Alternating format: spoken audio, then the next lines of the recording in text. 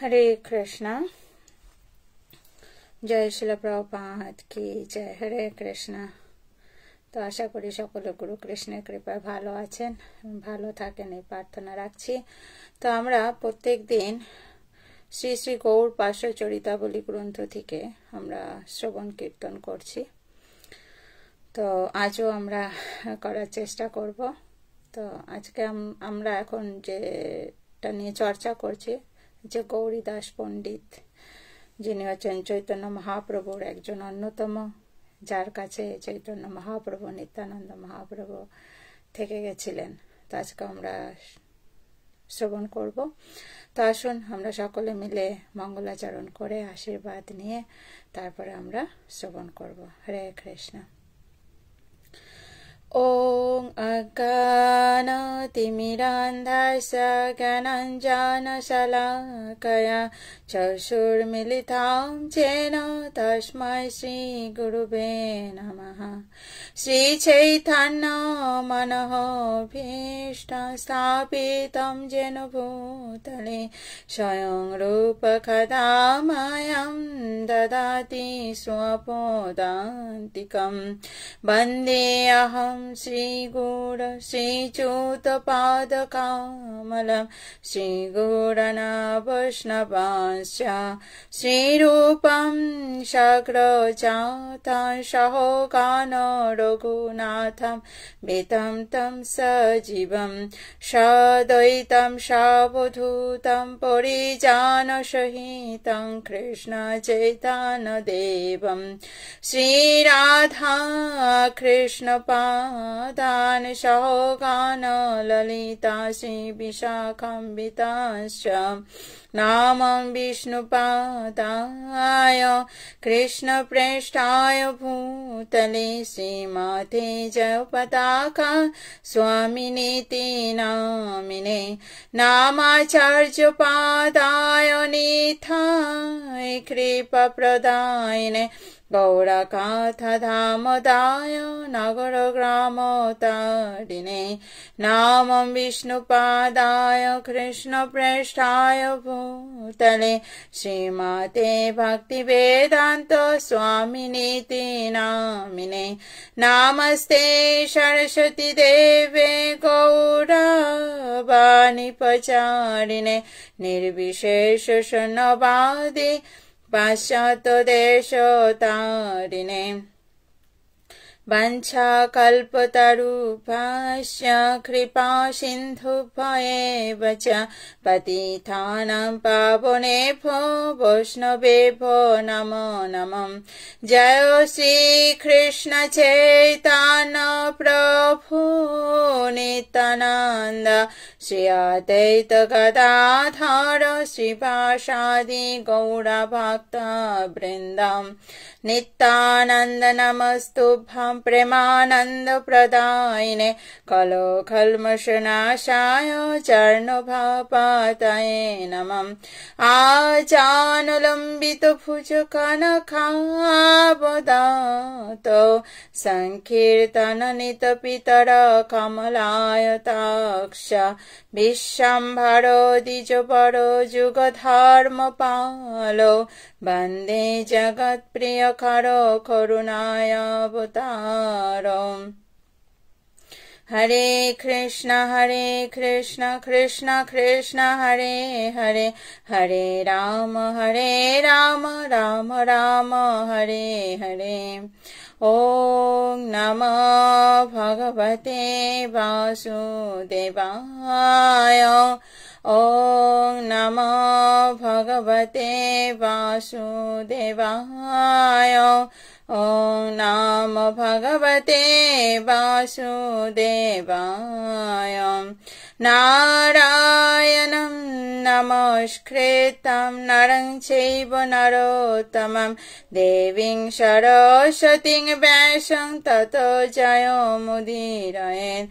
नष्टप्रायेषु अभद्रेषु नित्यं भवसेवया भगवतेरुत्तमौ श्लोके भक्तिर्भवति नैष्ठिके। মুখম করতি বাচলম পঙ্গুলম গায়তি গিরিম যৎকৃপাতমহং বন্দে পরমানন্দ মাধবম শ্রীগুরুদীনতারিণম শ্রীচৈতন্য ঈশ্বরম হরি ওম তৎসৎ। পূর্বতন আচার্যবর্গ, শিলা প্রভুপাদ, গুরু মহারাজ শ্রীপাদ সুন্দর নিত্যানন্দ প্রভু এবং উপস্থিত সকল ভক্তবৃন্দের শ্রী রাতুল চরণ কমলে আমার সশ্রদ্ধ প্রণাম। বঞ্চা কল্পতরুভ্যশ্চ কৃপা সিন্ধুভ্যেব চ পতিতানাং পাবনেভ্যো বৈষ্ণবেভ্যো নমঃ। अनंत कोटि वैष्णववृंद की जय। नामाचार्य श्री ललितदास ठाकुर की जय। शिला प्रभुपाद की जय। गुरु महाराज की जय। श्रीपाद सुंदर नित्यानंद प्रभु की जय। सकल उपस्थित गौर भक्तवृंद की जय। हरे कृष्ण। সকলের চরণে আমার বিনম্র প্রণাম নিবেদন করে আপনাদের আশীর্বাদ এবং অনুমতি নিয়ে আজকে শুরু করছি আমাদের শ্রী শ্রী গৌর পার্শ্বচরিতাবলী গ্রন্থ থেকে শ্রী গৌরী দাস পণ্ডিতের কথা। तो कृपा रखबें। हरे कृष्ण। जय श्री श्री गौरी दास पंडित की जय।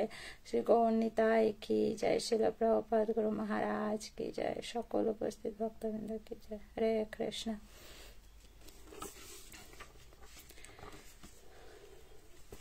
तो गौरीदास पंडित सम्पर्के आमरा गत पर्वे श्रवण करेছিলাম। তো যত পর্যন্ত শ্রবণ করেছি আজকে আমরা তারপরের থেকে শ্রবণ করব। তো গত পর্বে আমরা দেখেছিলাম, শ্রবণ করেছিলাম যে গৌরীদাস পণ্ডিত তিনি কে ছিলেন না, তিনি ছিলেন হচ্ছে কৃষ্ণলীলাতে কে ছিলেন, সুবল সখা ছিলেন, তাই না। তো গৌরীদাস পণ্ডিতকে গৌরীদাস পণ্ডিতের কাছে চৈতন্য মহাপ্রভু এবং নিত্যানন্দ মহাপ্রভু যেতেন। আর নিত্যানন্দ মহাপ্রভুর শ্বশুর মশাইও গৌরীদাস পণ্ডিত ছিলেন, তাই না, জেঠতো তো শ্বশুর মশাই, তার মানে জাহ্নবা এবং বসুধা দুইজনার পিতা, তার মানে জেঠুর মশাই ছিলেন গৌরীদাস পণ্ডিত। তো তারা হচ্ছে গৌরনীতায়কে অর্থাৎ নিত্যানন্দ মহাপ্রভু এবং গৌরাঙ্গ মহাপ্রভুকে গৌরীদাস পণ্ডিত ভীষণ ভালোবাসতেন, স্নেহ করতেন। তো গৌরীদাস পণ্ডিতের কাছে যখন সন্ন্যাস নিয়ে তিনি অনুমতি নিতে গিয়েছিলেন, বলতে গিয়েছিলেন যে তিনি পুরীতে যাবেন, তো যখনই গৌরীদাস পণ্ডিত শুনেছেন যে সে পুরীতে চলে যাবে, তো তখন তিনি খুব শোকাতুর হয়ে পড়েন এবং তিনি বলেন চৈতন্য মহাপ্রভু নিত্যানন্দ মহাপ্রভুর কাছে, বিশেষ করে চৈতন্য মহাপ্রভু তিনি চলে যাচ্ছেন, তো চৈতন্য মহাপ্রভুর কাছে তিনি বলেন যে সে যেন তাকে ছেড়ে না যায়, এই গৌর দেশ ছেড়ে সে যেন জগন্নাথপুরীতে না যায়, কারণ তাহলে আমি কি করে তাকে তার কীর্তন শুনবো, কি করে তার নাচ দেখবো, কি করে তাকে আমি প্রসাদ সেবা করাবো। তো এই বলে তিনি বিরহ করেন। তো তখন চৈতন্য মহাপ্রভু ঠিক করেন যে ঠিক আছে গৌরীদাস পণ্ডিত, আপনি যখন আমাকে এত ভালোবাসেন, আমাকে ছাড়া আপনি থাকতেই পারবেন না, তাহলে আমি আপনাকে আমার বিগ্রহ স্বরূপ, আমি নিজেকে আপনাকে আমি বিগ্রহ স্বরূপ দিচ্ছি, এই বিগ্রহকে আপনি সেবা করবেন, তাহলেই আমাকে আপনি উপলব্ধি করতে পারবেন। তো গৌরীদাস পণ্ডিতের সে কথা শুনে মন ভরেনি। তো তখন তিনি কি বললেন, তার মানে যেহেতু চৈতন্য মহাপ্রভু, তার কথা তো তিনি অমান্য করবেন না, কিন্তু তিনি মনের থেকে, ভেতর থেকে, চিত্তের থেকে প্রসন্ন হননি। তো চৈতন্য মহাপ্রভু সেটা বুঝতে পেরে তিনি কি করলেন, সেই বিগ্রহ, গৌরনীতার বিগ্রহ এবং চৈতন্য মহাপ্রভু নিত্যানন্দ মহাপ্রভু চারজন একসঙ্গে দাঁড়ালেন। দাঁড়ানোর পরে চৈতন্য মহাপ্রভু গৌরীদাস পণ্ডিতকে বললেন, এবার তুমি চয়েস করো, এই বিগ্রহকে তুমি রাখবে না আমাদের দুইজনকে রাখবে। তো গৌরীদাস পণ্ডিত তখন ঠিক করলো যে আমার হচ্ছে কি বিগ্রহ আর তুমি হও, আমি চাই আমার সঙ্গে সে কথা বলবে, আমি খেতে দেব, সে খাবে আমার সঙ্গে, একটা যে তুমি যে তোমার সঙ্গে যেরকম সচল চৈতন্য মহাপ্রভু, তাই না, তোমার সঙ্গে আমি কথা বলতে পারি, আমার মনের কথা বলতে পারি, তোমাকে আমি খাওয়াতে পারি, তোমার সেবা করতে পারি, তো এই বিগ্রহের সঙ্গে আমি কি করে করব, আমি তো এইটা চাই। তো তখন চৈতন্য মহাপ্রভু বললেন, তো এই বলার পরে তো তখন চৈতন্য মহাপ্রভু চারজনকে করলেন। তো গৌরীদাস পণ্ডিত তখন ঠিক করলেন যে আমি দেখতে চাই। তা চৈতন্য মহাপ্রভু হাসছিলেন। তো তিনি দেখতে চান কি, যে এই বিগ্রহ, কারণ চৈতন্য মহাপ্রভু বলেছিলেন যে এই বিগ্রহ আর আমি হচ্ছি অভিন্ন, তুমি এই বিগ্রহ সেবা করলেই আমাকে তুমি ফিল করতে পারবে, উপলব্ধি করতে পারবে যে আমি এখানে উপস্থিত রয়েছি, তুমি আমার সঙ্গে কথা বলো, আমাকে খেতে দাও, যা খুশি করো, ঠিক এই বিগ্রহের সঙ্গেও তুমি তেমনটাই করতে পারবে এবং তেমনটাই তোমার উপলব্ধি হবে। তো এটা প্রমাণ করার জন্য গৌরীদাস পণ্ডিত কি করলেন, তিনি রন্ধন করলেন, রান্না করলেন, পঞ্চব্যঞ্জন প্রচুর রান্না করার পরে এই 4 জনকে একসঙ্গে প্রসাদ পেতে দিলেন। প্রসাদ পেতে দিলেন, তো তখন দেখলেন এই বিগ্রহ কি করছেন, ঠিক মহাপ্রভু যেমন ভাবে প্রসাদ গ্রহণ করছেন, এই বিগ্রহ ঠিক সেইভাবেই গ্রহণ করছেন, অর্থাৎ বিগ্রহ নয়, সেটা হচ্ছে চৈতন্য মহাপ্রভু সাক্ষাৎ।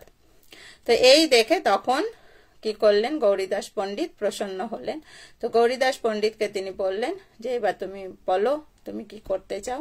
তো তিনি সেই বিগ্রহ রেখেছিলেন এবং পরে সেই বিগ্রহ তিনি এত সুন্দরভাবে সেবা করতেন, সব সময় সেই বিগ্রহের সঙ্গে কথা বলা, বকা, সমস্ত কিছু যে নিজের ব্যক্তির মতন। তো এরকম করতেন, বিভিন্ন ব্যঞ্জনাদি তিনি রান্না করে দিতেন। কিন্তু একটা সময় দেখা গেছে যে তিনি অত্যন্ত বৃদ্ধ হয়ে গেছেন গৌরীদাস পণ্ডিত, তাই না, এই বিগ্রহ সেবা করতে করতে। কারণ চৈতন্য মহাপ্রভু তো তারপরে তিনি চলে গেছেন পুরীতে। তো এই বৃদ্ধ দশাতেও তিনি ঠিক প্রথম থেকে যেমন এই গৌরনিতায় সেবা করে এসেছিলেন, তো সেই সেবার থেকে তিনি কিন্তু এক বিন্দু এদিক ওদিক হয়নি। তো গৌরনিতায়ের দেখে খুব কষ্ট হতো যে এই বৃদ্ধ দশাতেও সেই রকম ভাবে আমাদের সেবা করছে, এত ব্যঞ্জনাদি। তো গৌরীদাস পণ্ডিতকে, কারণ গৌরীদাস পণ্ডিতের সঙ্গে সবসময় বিগ্রহ কথা বলতেন, তো গৌরীদাস পণ্ডিতকে তিনি বলতেন যে এত ব্যঞ্জন রান্না করার কোনো প্রয়োজন নেই, তোমার বয়স হয়েছে, আমাদের দুটো একটা খেতে দিলেই হবে, এত রান্না করার কোনো দরকার নেই। আমরা বাড়িতে এরকম বলি না, যখন আমার মায়েদের বা স্ত্রীদের যখন শরীর খারাপ হয়, এত ব্যঞ্জন আদি রান্না করার দরকার নেই, একটা দুটা সবজি করলেই হবে, তাই না, এরকম আমরা বলি। তো চৈতন্য মহাপ্রভু ঠিক কি করেছিলেন, বলেছিলেন, কিন্তু গৌরীদাস পণ্ডিত তিনি শোনেননি, বলছেন না, তাই না, শোনেননি, তিনি কন্টিনিউ এরকম তিনি ব্যঞ্জনাদি রান্না করেন। তো তখন একদিন চৈতন্য মহাপ্রভু নিত্যানন্দ মহাপ্রভু ঠিক করলেন যে ঠিক আছে, তুমি শুনছো না আমাদের কথা, আমরা খাবোই না। তো এটা কিন্তু ক্রোধ নয়, এটা হচ্ছে কি অভিমান যাকে বলে, তাই না। তো যে আমার কথা আপনি শুনছেনই না, ঠিক আছে, তুমি এত রান্না করেছো, তুমি এবার নিজেই খাও, আমরা এগুলো গ্রহণ করব না। তো তখন গৌরীদাস পণ্ডিত গৌরনিতায়ের কাছে গিয়ে বলছেন যে এত কষ্ট করে আমি রান্না করলাম, তা আমি রান্না করলাম কিসের জন্য, তোমরা যদি নাই খাবে তাহলে আমি রান্না করলাম কিসের জন্য। তো তখন চৈতন্য মহাপ্রভু বললেন যে তোমাকে আমরা কতবার বারণ করেছি, এত রান্না করে দিতে হবে না, তারপরেও তুমি শোনো না, তোর জন্য আমরা কি করেছি, এগুলো গ্রহণ করব না বলে মনস্থ করেছি। তো তখন চৈতন্য মহাপ্রভুর কে গৌরীদাস পণ্ডিত বললেন ঠিক আছে, আমার ভুল হয়ে গেছে, আমি আগামী দিনের থেকে একটা আইটেম করে দেবো, শুধু শাক ব্যঞ্জনাদি করে দেবো, আর আমি বেশি কিছু রান্না করব না, আমি কথা দিলাম, তো আজকে তো অন্তত গ্রহণ করুন। তো এই বলার পরে তখন চৈতন্য মহাপ্রভু নিত্যানন্দ মহাপ্রভু সেই ব্যঞ্জনাদি গ্রহণ করেছিলেন এবং তারপরে থেকে তিনি একটা আইটেমই করে দিতেন। তো আমরা এইভাবে চৈতন্য মহাপ্রভু নিত্যানন্দ মহাপ্রভু গৌরীদাস পণ্ডিতের সঙ্গে বিভিন্ন লীলা বিলাস করতেন। তো একটা সময় তিনি কি করলেন, চৈতন্য মহাপ্রভু নিত্যানন্দ মহাপ্রভু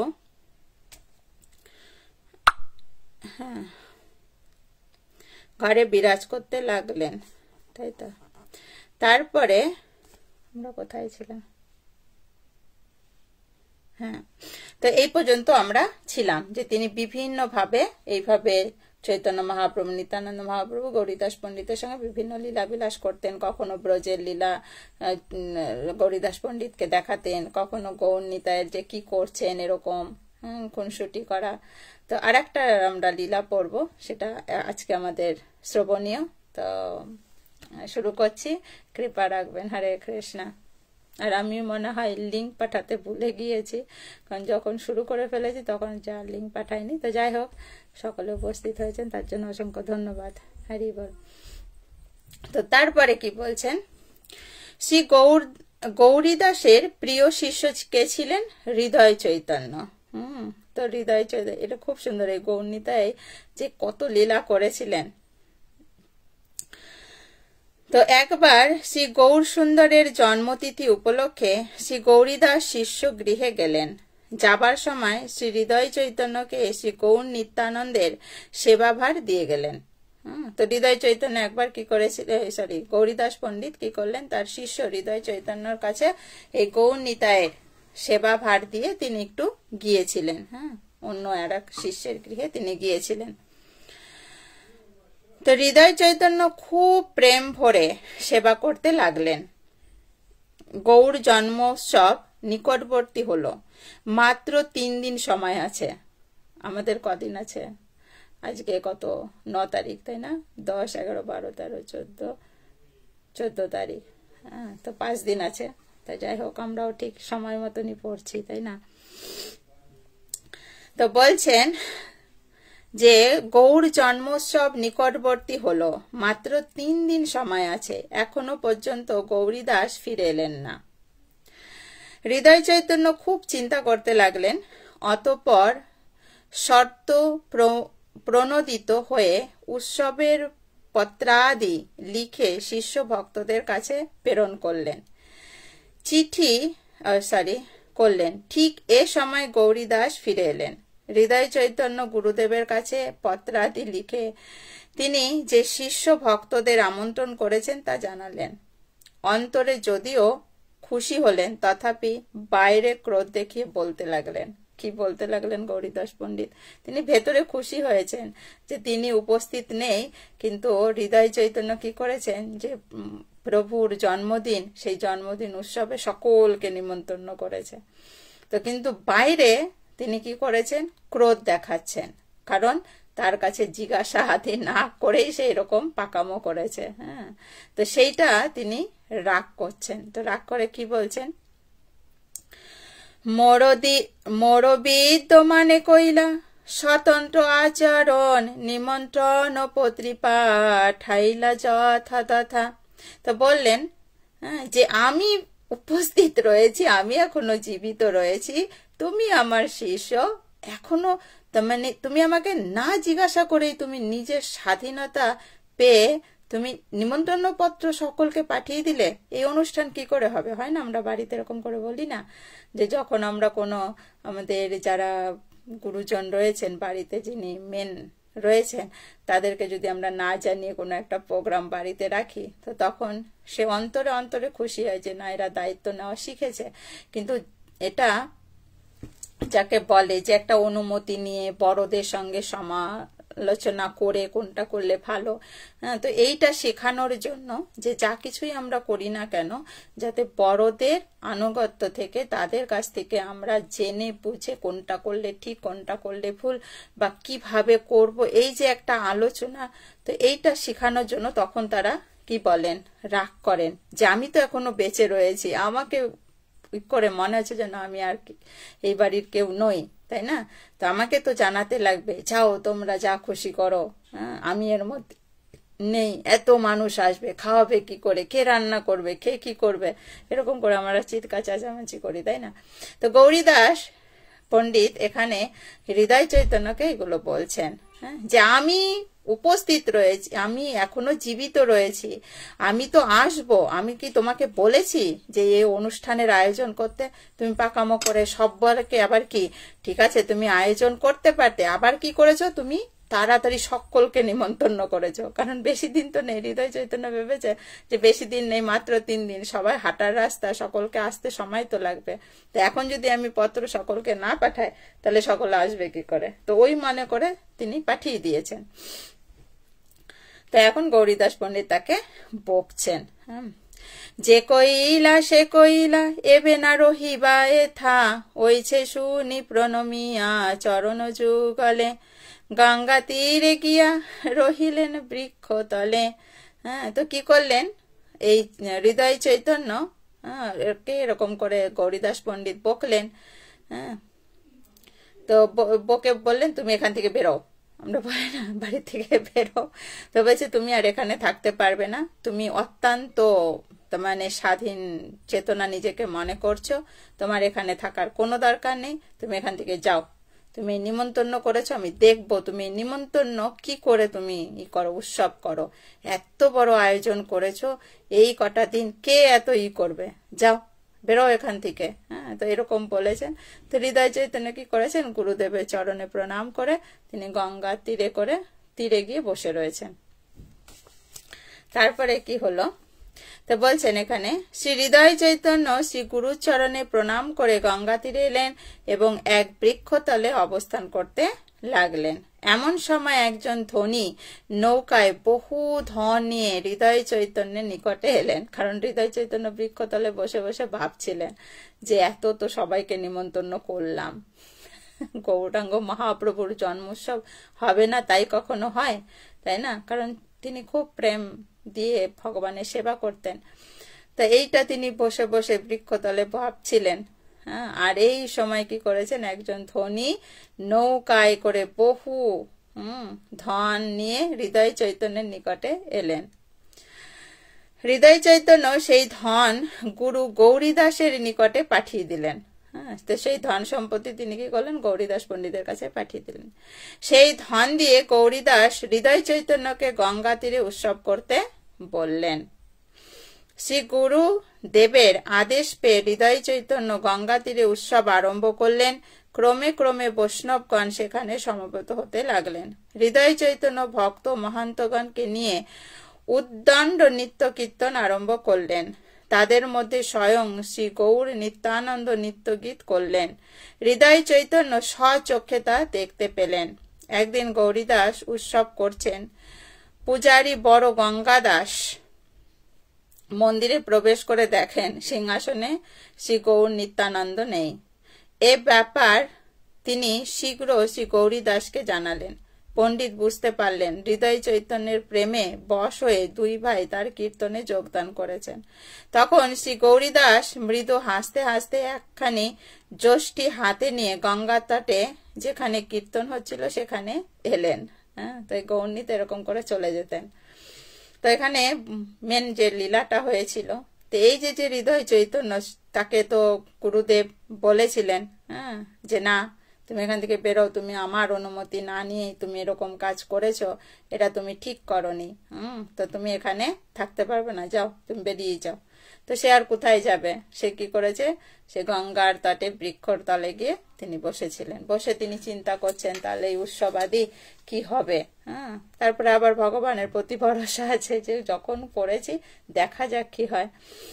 তো তখন কি করে দেখলেন যে একজন ধনী ব্যক্তি তিনি কি করলেন, অনেক ধন সম্পত্তি নিয়ে সে গঙ্গার তটে হৃদয় চৈতন্যের কাছে দিলেন যে এগুলো আমি ভগবানের সেবায় লাগাতে চাই। তো হৃদয় চৈতন্য কি করলেন, সঙ্গে সঙ্গে গুরুর কাছে প্রেরণ করলেন। গুরুদেব আবার সেগুলো কি করলেন, হৃদয় চৈতন্যকে আবার ফিরিয়ে দিলেন। তো এই যে দেখুন, গুরু হচ্ছেন ভেতরে খুশি হয়েছেন, বাইরে আমাদেরকে রুষ্ট, তার মানে এখানে গৌরীদাস পণ্ডিত ভেতরে খুশি হয়েছেন কিন্তু বাইরে দিয়ে তিনি ক্রোধ প্রকাশ করেছেন।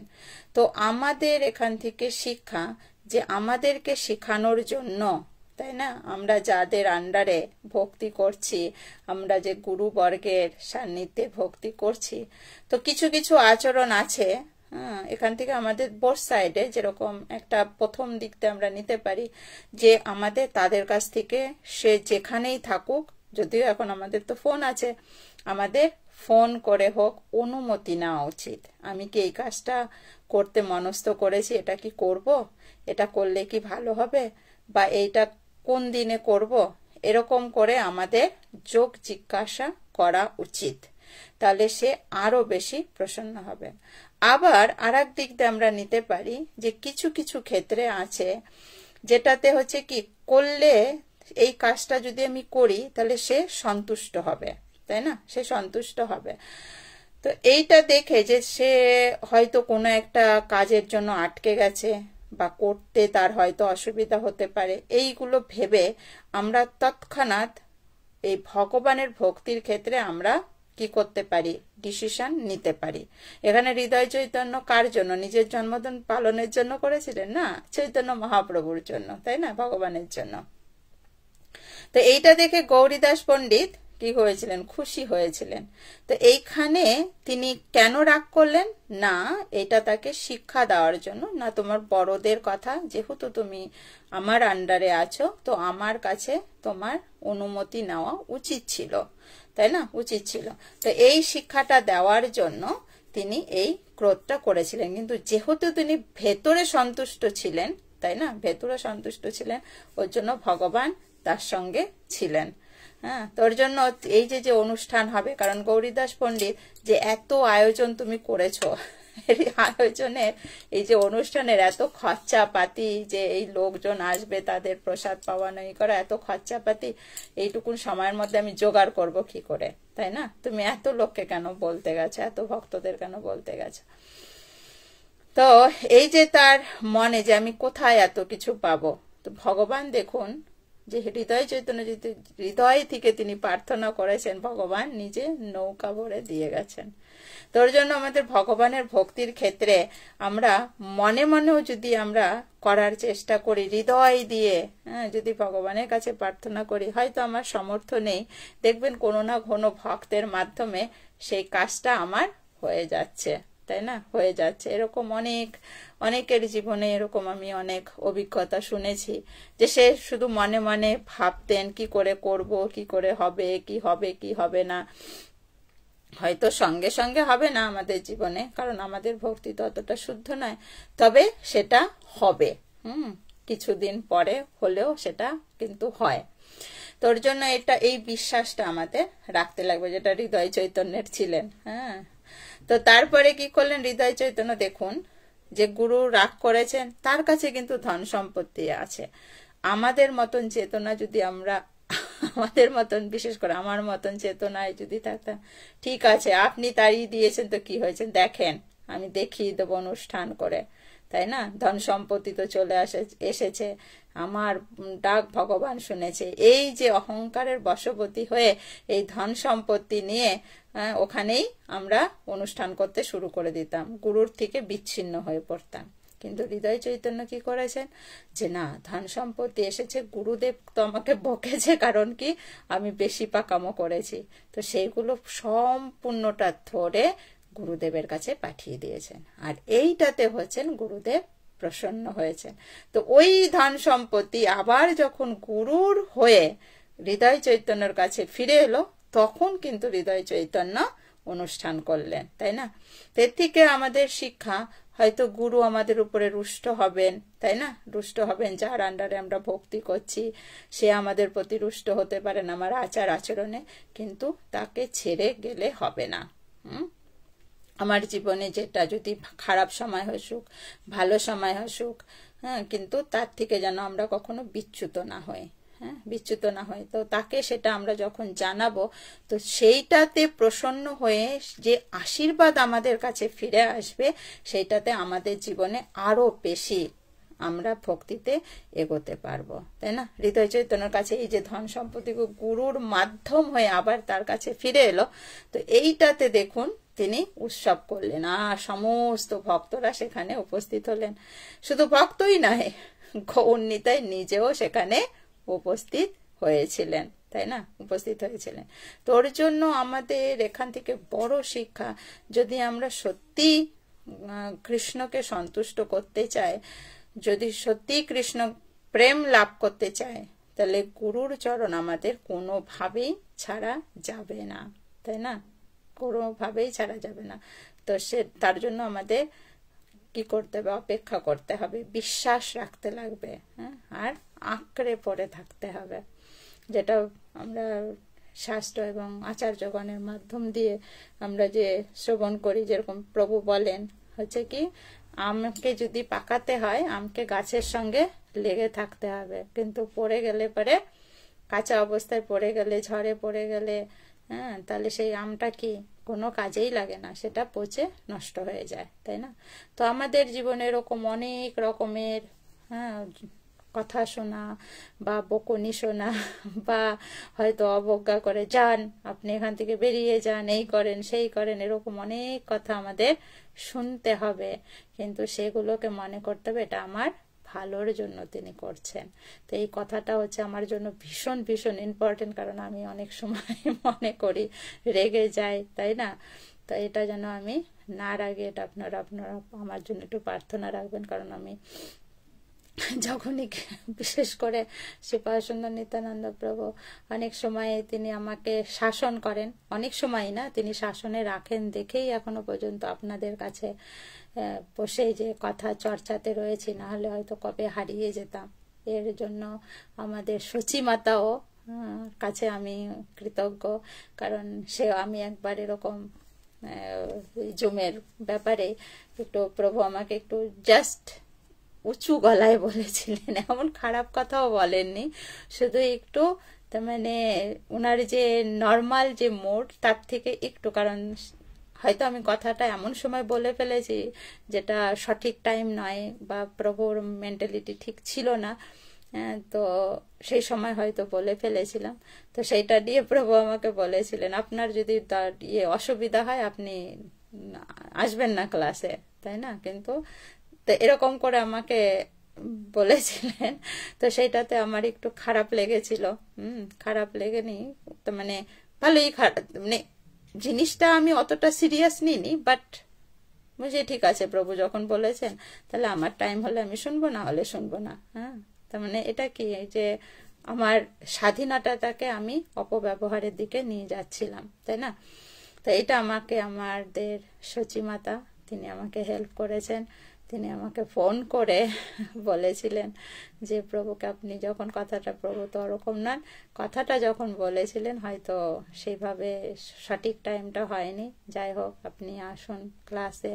তো মাতাজি কাছে আমি সত্যি কৃতজ্ঞ, সেদিন হয়তো যদি না আসতাম, সেই সময় যদি ওই অভিমান করে হোক, রাগ করে হোক, যদি স্টপ করে দিতাম যে না ঠিক আছে আমি জুমে আসবো না, আমার এখানের থেকে টাইমের আলাদা, আমি পরের দিনকে শুনে নেব বা কিছু, তো এরকম করলে পারে হয়তো এই ক্লাসের যে যে দশম স্কন্ধ পর্যন্ত পৌঁছাতে পারতাম না, তাই না? তোর জন্য সচিমাতার কাছে এবং শ্রীপাদসুন্দর নিত্যানন্দ এবং সকলের কাছে আমি কৃতজ্ঞ যে আপনারা আমাকে এখন আপনাদের চরণ ছায়া রেখেছেন। তোর জন্য আমাদের চেষ্টা করতে হবে, এরকম আমাদের, কারণ তাদের অনেক সময় মুড বা অনেক রকমের মেন্টালিটি থাকতে পারে, বা তিনি হয়তো ভেতরে কোনো একটা নিয়ে চিন্তা করছে, হয়তো বলে ফেলতে পারেন, কিন্তু আমাদের একটা জিনিস রাখতে লাগবে যে না, আমরা শিখতে এসেছি, আমাকে তিনি এরকম ভাবে বকেছেন, মানে আমার কিছু কোথাও একটা ভুল হয়েছে, তা আমাকে শুধরাতে হবে। তো সেই ভুলটা যে আমরা যদি নাই জানবো কি ভুল করলাম, তাহলে শুধরাবো কি করে? তো সেটা তখন তৎক্ষণাৎ নয়, পরে আমাকে সেটা আমরা জিজ্ঞাসা করে নিতে পারি যে আমার এটাতে আমাকে এরকম করে বলেছেন, নিশ্চয়ই আমার কোনো ভুল আছে, তো কি ভুল আছে সেটা যদি আপনি কৃপা করে বলেন, তাহলে সেটা আমি শুধরানোর জন্য প্রয়াস করতে পারি, তাই না? তো এরকম করে যখন আমরা বলবো, তো তখন তিনি তখন কি ভুল হয়েছে বা ভুল হয়নি বা কিরকম ছিলেন সেটা তিনি তখন বলবেন। তো এখানে তারপরে কি হয়েছিল, হৃদয় চৈতন্য উৎসব করলেন, গৌরনিতাই সেখানে গেলেন। তো সেদিন দেখছেন গৌরনিতাই কি তার জন্মদিন, সে আর মন্দিরে অল্টারে বসে বসে কি আর প্রসাদ, ওখানে হৃদয় চৈতন্য হৃদয় দিয়ে কীর্তন করছেন। তো কি করেছেন এই গৌরনিতাই, সেখানে হৃদয় চৈতন্যের কীর্তন শোনার জন্য অল্টার থেকে বেরিয়ে হৃদয় চৈতন্যের কাছে গঙ্গার তটে তিনি নৃত্য করছেন। এখন এই হৃদয় চৈতন্য চলে যাওয়ার পরে গৌরীদাস পণ্ডিত কি করেছিলেন, গঙ্গা দাস নামে আর এক শিষ্যকে তিনি সেবা কার্য করার জন্য অনুমতি দিয়েছিলেন। তো সে গিয়ে দেখছেন অল্টারের মধ্যে গৌরনিতাই নেই, আর যখন গৌরনিতাই নেই তখন হৃদয় চৈতন্য এই গৌরীদাস পণ্ডিতকে গিয়ে যখন বলেছেন, তখনই তিনি বুঝতে পেরেছেন, কারণ গৌরীদাস পণ্ডিত জানতেন হৃদয় চৈতন্য খুব প্রেম দিয়ে গৌরনিতায়ের সেবা করতেন। তো তখন তিনি কি করেছেন, হাতে একটা লাঠি নিয়ে গিয়েছেন গৌরনিতাইকে। দেখুন ভগবানের সঙ্গে কি ভাব। হ্যাঁ, জানে যে ওইখানে গিয়েছে, ওইখানে গিয়ে এবার ওকে লাঠি দিয়ে দেখালে পরে তারপরে আসবে, না হলে আসবে না। তো তিনি হাসতে হাসতে মানে মৃদু হাসলেন নিজের মধ্যে, যখনই ওই গঙ্গা দাস, হ্যাঁ বড় গঙ্গা দাস, তিনি যখন এসে বললেন যে গৌরনিতাই এরকম নেই, অল্টারে নেই, বিগ্রহ অল্টারে নেই। তো তখন তিনি হাতে যষ্টি নিয়ে গেলেন। এবার নিয়ে যাওয়ার পরে কি হচ্ছিল সেটা এখন আমরা শুনি। তারপরে বলছেন, চলিলেন গঙ্গা তটে যথা সংকীর্তন, দেখে দুই ভাই তথা করয়ে নর্তন। তো গঙ্গার তটে গিয়ে দেখলেন গৌরীদাস পণ্ডিত যে সেখানে দুই ভাই খুব মনের আনন্দে হৃদয় চৈতন্যের কীর্তনে নাচ করছেন। দুই ভাই দেখি পণ্ডিতেরও ক্রোধাবেশ, অলক্ষিতে গিয়া কইল মন্দিরে প্রবেশ। তো গৌরনিতাই তো নাচ করছেন, হৃদয় চৈতন্য কীর্তন করছেন আর তারা নাচ করছেন। দূর থেকে দেখেছেন, হ্যাঁ, গৌরীদাস পণ্ডিতের হাতে ছড়ি, লাঠি যখন হাতে দেখেছেন বুঝতে পেরেছেন এই তো আসছে আমাদেরকে পিটানোর জন্য। তাড়াতাড়ি করে ওখানে থেকে নাচ বন্ধ করে দিয়ে ছুটে গিয়ে মন্দিরে গিয়ে বসে রয়েছেন।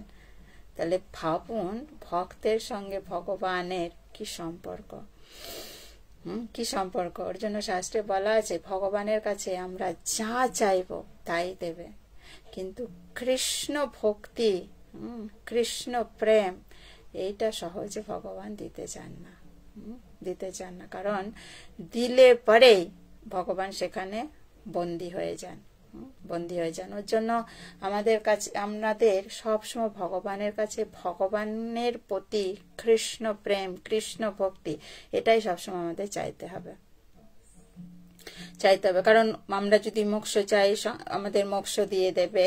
হ্যাঁ, আমরা তার মানে যেটাই আমরা চাইবো সেটাই ভগবান আমাদের দিয়ে দেবেন। ভক্তিটা তিনি সকলকে দেন না। ওর জন্য আমাদের প্রয়াস করতে হবে ভক্তি, কারণ ভক্তির কাছে ভগবান হচ্ছে, প্রেমের কাছে ভগবান হচ্ছে বাধা। হ্যাঁ, দেখুন গৌরীদাস পণ্ডিত সে তার হাতে ছড়ি দেখে সে ছুটে গিয়ে লুকিয়ে পড়লেন।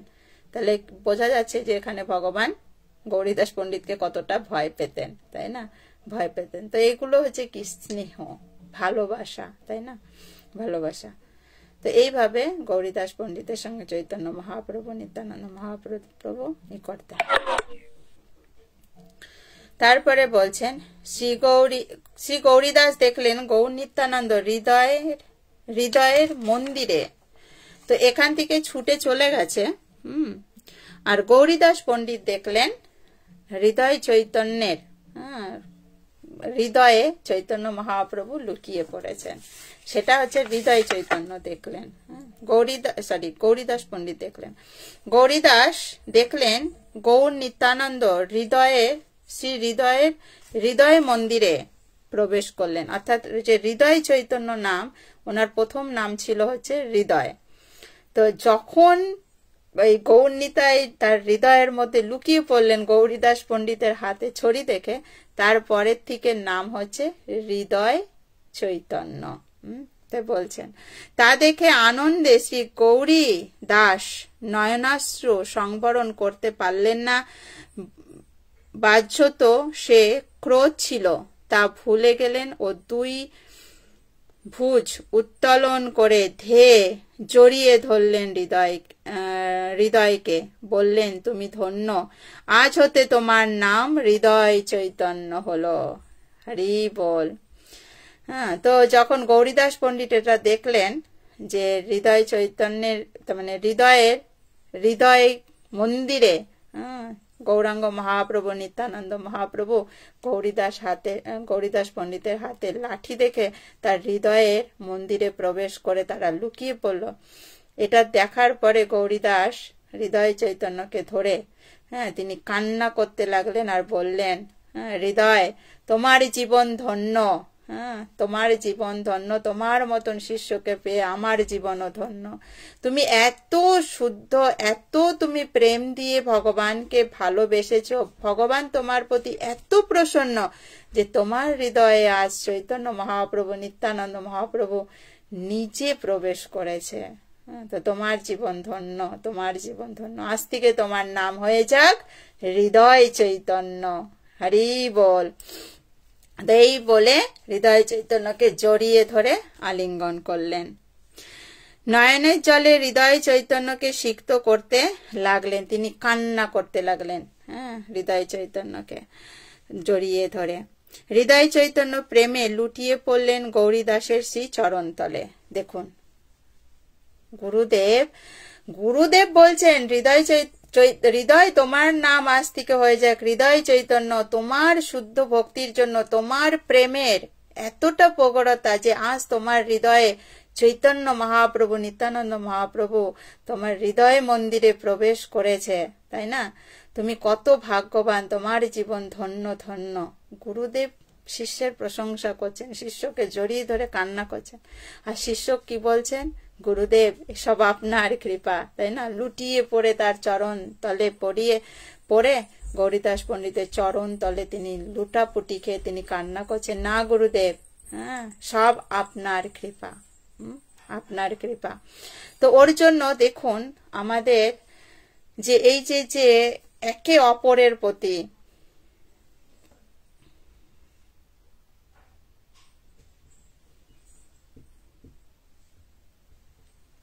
না, সচিমাতা আপনার কাছে আমি কৃতজ্ঞ, এটা আপনার বিনম্রতা, যে আপনি বলবেন।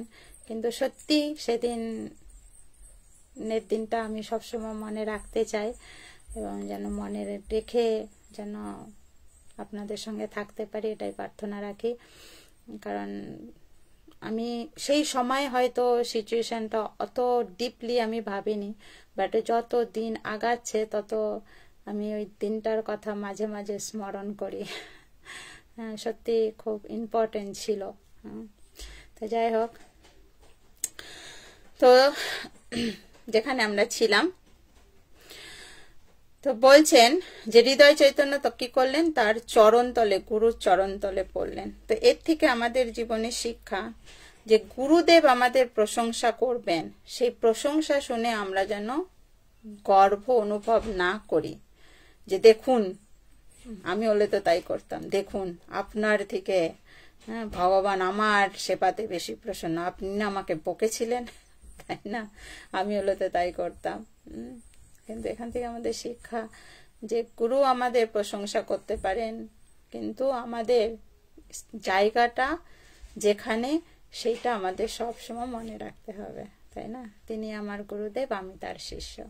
তো আমার কাছে যে চৈতন্য মহাপ্রভু এসেছেন, হৃদয় চৈতন্য তো এটাই বুঝাতে চাইছেন না, যে আমার কাছে যেটা এসেছে সম্পূর্ণ গুরুর কৃপা, গুরুর কাছে। তো এটা হচ্ছে কৃতজ্ঞতা, কৃতজ্ঞতা।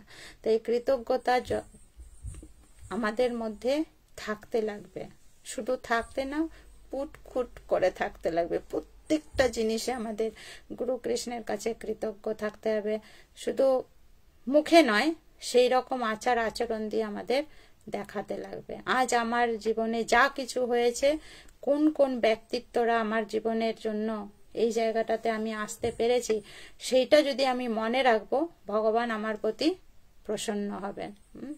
তো এগুলো প্র্যাকটিক্যালি অ্যাকচুয়ালি আমরা এই এখানে আপনাদের সঙ্গে বসার আগে আমি একটা ক্লাস শুনছিলাম, তো সেখানে বলছিলেন যে আমাদের মানে কিছু জিনিস আছে, আমরা ঠোঁটস্থ, যাকে বলে তোতা পাখি। আমাদের কৃষ্ণ ভক্তি লাভ করতে হবে, কৃষ্ণ প্রেম লাভ করতে হবে, গোলক বৃন্দাবনে যেতে হবে, এই করতে হবে, ওই করতে হবে, এগুলো পুরো ঠোঁটস্থ যাকে বলে। যেরকম ভক্তি শাস্ত্রী কোর্স আমরা করছি কেন, দীক্ষা নেব, দীক্ষা নিয়ে কি করতে হবে, 16 মালা জপ করতে হবে, এই করতে হবে, ওই করতে হবে, ব্যাস একবারে পুরো মুখস্থ। কিন্তু এই মুখস্থ বিদ্যা দিয়ে, আমার বাবা এটা বলতেন, মুখস্থ বিদ্যা দিয়ে কখনো আমরা উঁচু জায়গাতে যেতে পারবো না। সেটা যদি আমরা বুঝে শুনে আমরা যদি লিখি, যেরকমটা আমাকে আমার বাবা বলেছিলেন যে বীজগণিতের সূত্র, তো ওই বীজগণিতের সূত্র আমার জেঠুর ছেলে শিখিয়ে দিয়েছিল, তো বলছিল এইভাবে পড়বে। তো আমি ওইভাবে পড়ছিলাম, তো আমি ওটা মুখস্থ বিদ্যা যাকে বলে মুখস্থ করছিলাম। তো আমার বাবা পরে ধরেছেন যে এই যে তুমি এটা বলো তো এটা কি করে এটা করতে হয়। আমি তো মুখস্থ করেছি, আমি তো জানি না। তা আমি তো পারি না। বলছে তাহলে তুমি তো মুখ দিয়ে তো পটপট করে বলছো, কিন্তু তুমি তো এটা তো কার্যক্ষেত্রে তো দেখাতে পারছো না, তো এটা করে কোনো লাভ নেই। তুমি এই যখনই ভুলে যাবে এটা আর করতে পারবে না। কিন্তু এইটা কি করে এই সূত্রটা এলো, এইটা তুমি যদি জানো, হ্যাঁ, তাহলে পরে তুমি এটা যদি ভুলেও যাও যে এইভাবে কিন্তু তুমি যখন এটা বসাবে তখন তোমার মনে চলে আসবে। তো এইটা হচ্ছে মেন ইম্পর্টেন্ট। তো এই যে আমরা এত শাস্ত্র পড়ছি, এই করছি সেই করছি, এগুলো আমাদের মুখস্থ করা নয়, এগুলো আমরা যখন শুনবো আমাদের জীবনের সঙ্গে মিলাতে লাগবে। এইটা আমার আছে কি, আমি এরকম করি কি। হ্যাঁ, শ্রীপাদ সুন্দর নিত্যানন্দ প্রভুর কাছে আমরা সত্যি কৃতজ্ঞ যে তিনি আমাদেরকে এই জিনিসগুলো শিখায়, এই জিনিসগুলো শেখায়। গতকালকে ভাগবতম ক্লাসে আমার আসতে একটু দেরি হয়ে গেছিলো। অ্যাকচুয়ালি আমি ওয়েট করছিলাম, কারণ আমি জানি শুয়ে পড়লে পরে আর উঠা যাবে না, কারণ সারাদিনে রেস্ট নেই।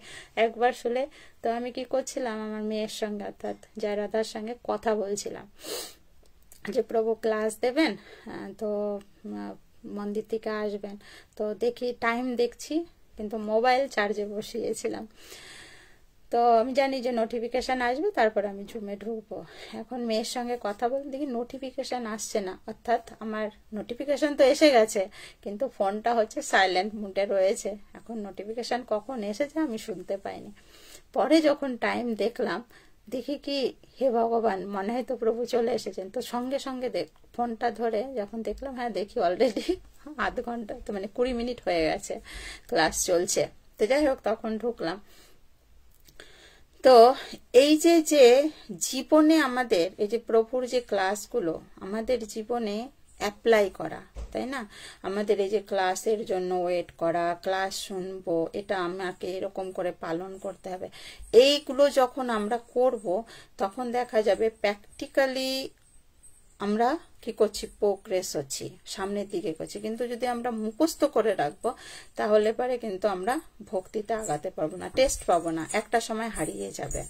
হ্যাঁ, একটা সময় হারিয়ে যাবে। যেরকম 16 মালা জপ করা, মঙ্গল আরতি উঠা, এই করা এই করা সেই করা, কিন্তু এটা যদি আমরা ব্যক্তিগত জীবনে যদি অ্যাপ্লাই না করি, হ্যাঁ, এই ঠোঁটস্থ বিদ্যা একটা সময় শেষ।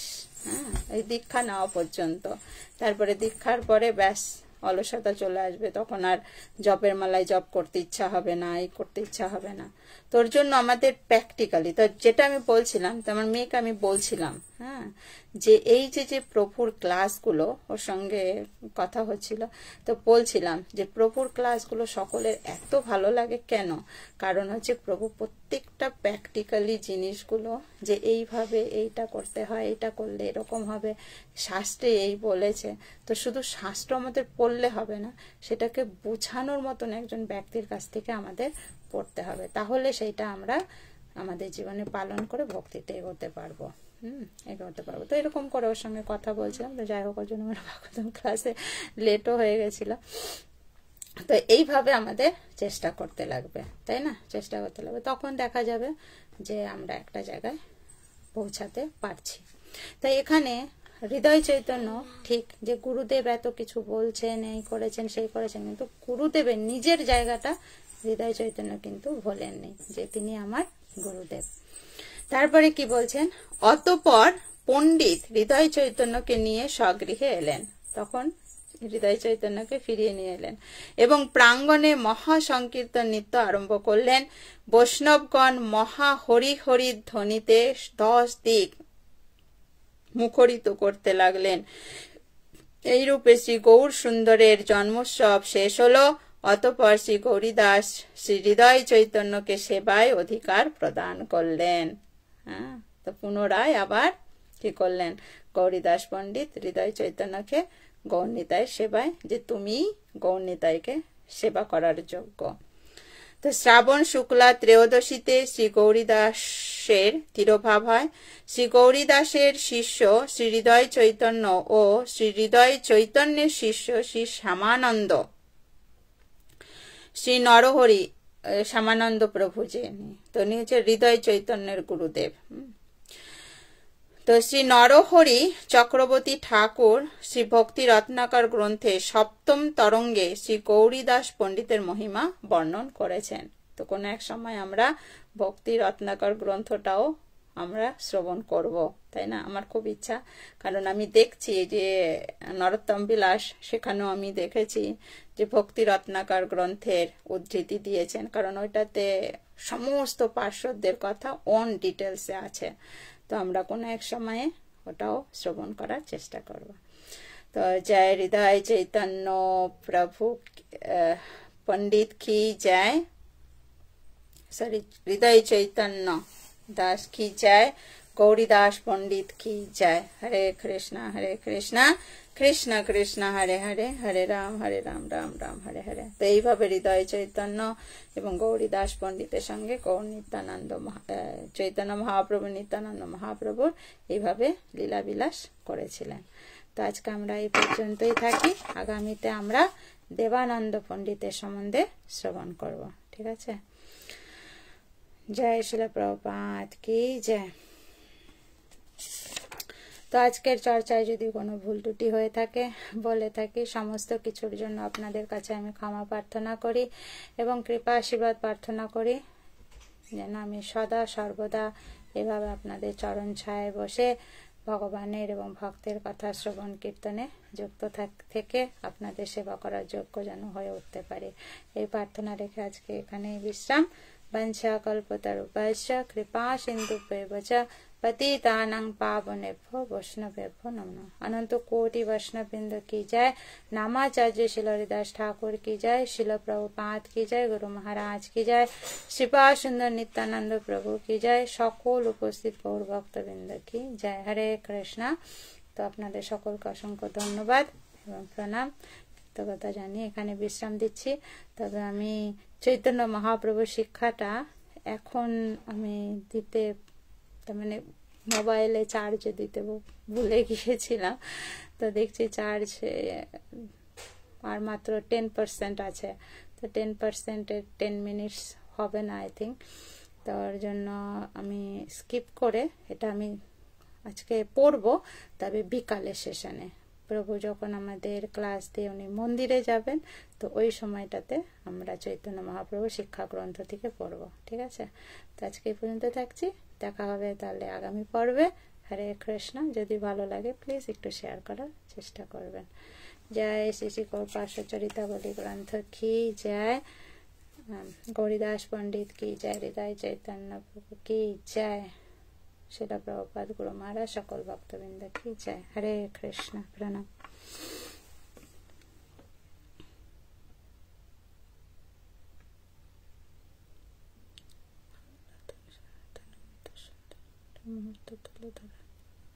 ধন্যবাদ আপনাকে।